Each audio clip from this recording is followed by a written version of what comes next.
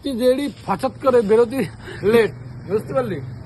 পুরো সিধা সাপটা এত মানে বালতি আমার এই হাতে, এই চপ্পলটা এত স্লিপ হয়েছে তার কোনো ঠিক নেই।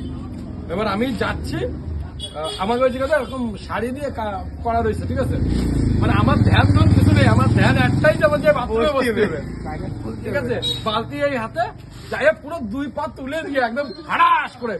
আর ভাই পিছনটা পড়লি বাঁচতাম, পিছন পড়লে আমি বাঁচতাম, পড়বি পর পুরো এই কোমরটা যে পড়িছে। এবার কোমর পড়িছে তো শেষ।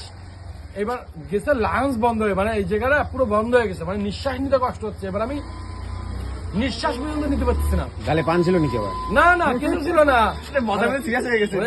ঘুমের থেকে উঠছি, বিশাল প্রচন্ড জোরে প্রেসার পাইছে, সেই টেনশন নিয়ে উঠছি যে এখন বালতি ভরার টাইম নেই জলে, মানে তবুও যত কষ্ট করে দেখি যে বালতিটা ভরা, এইভাবে ধরে নিয়ে বেরোবো, তো ঠ্যাং 2 পা উপর দিক দিয়ে পড়লাম। লোকজন এবার চলে আসছে, মা বাবা সবাই আসলো। আসার পরে তোলবে কি, এদিকে জোর বাথরুমও পাইছে, ঠিক আছে?